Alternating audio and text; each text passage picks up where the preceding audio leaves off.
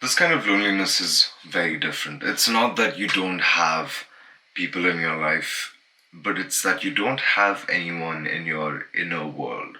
That is to say that there's nobody that exists that sort of is in tune with the reflections of what we on the daily think about, on the daily webs and flows of ourselves.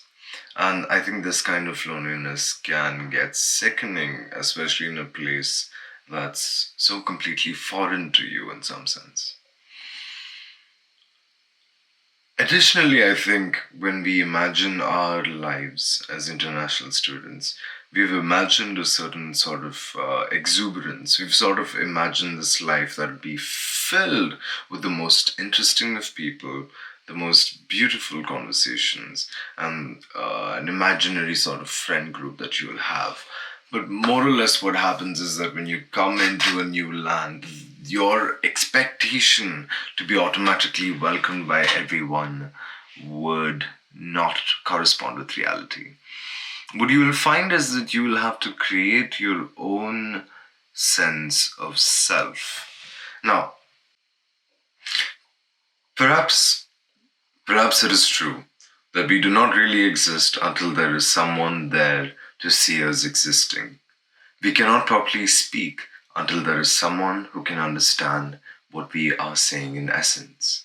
We are not wholly alive until we are loved. Alain de Botton on love.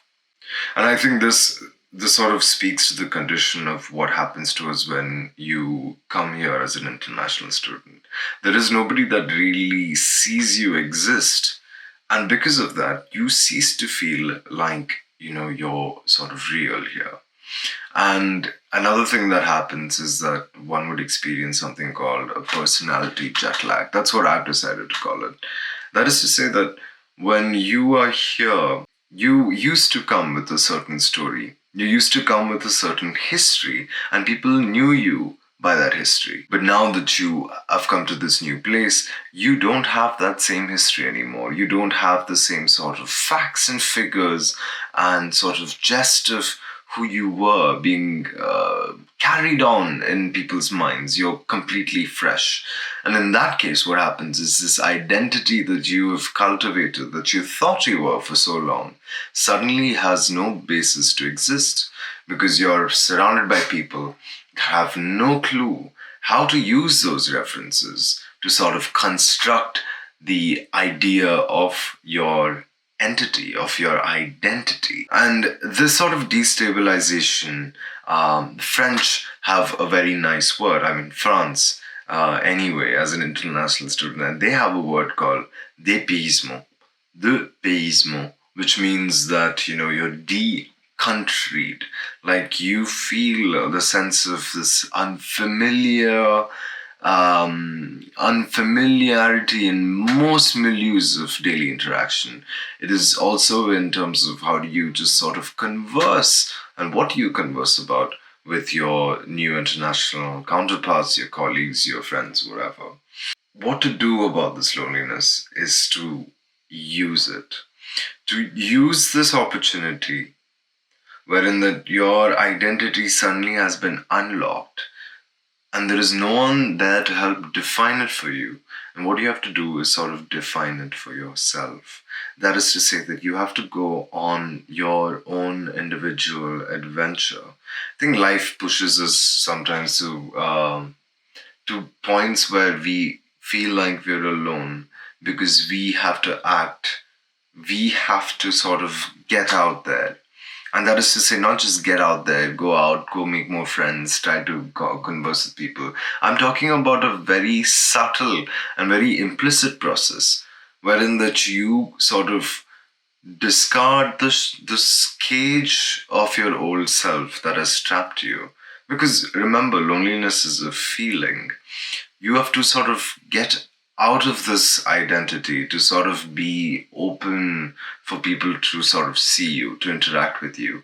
And as it happens, as soon as you sort of get out and just sort of experiment and go towards the things that you like, you will naturally find people that are going to the same places, that are attracted to the same wavelength, and then you will find your sort of people. And that just happens. That just is a thing wherever you go.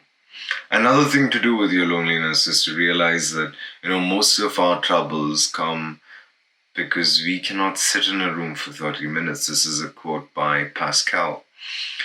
Most of man's troubles come from not being able to sit in a room by ourselves with our thoughts for 30 minutes.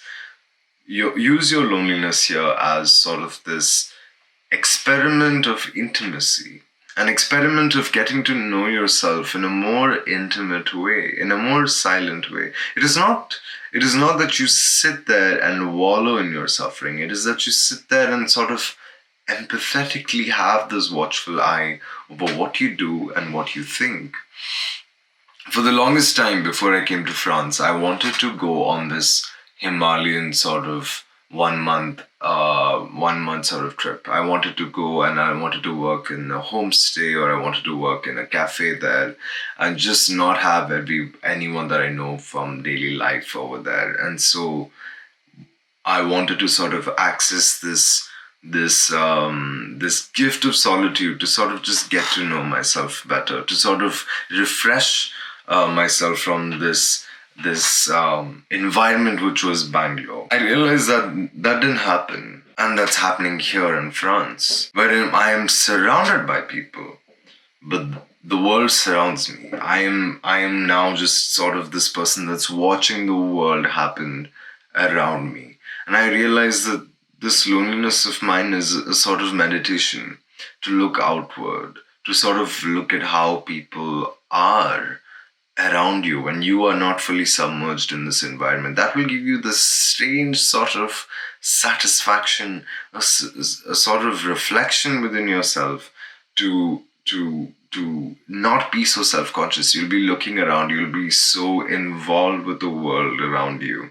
And I think as soon as you forget about yourself, as soon as you let go of this idea of yourself and use your loneliness to sort of inhabit the world, inhabit a story, inhabit like a certain interest, that loneliness, that emotion of loneliness ceases to exist. And when that ceases to exist, you stop self confining yourself so much. Because loneliness, in a way, does not force us to go and talk to other people, but rather it forces us to self confine even more. And when we're done with that self confination, you will finally sort of be free of this angst of unknown, this angst of feeling so out of your place in a new country. And this is the adventure of an international student. It's to find your own path. And the loneliness that you're being offered there is actually a subtle gift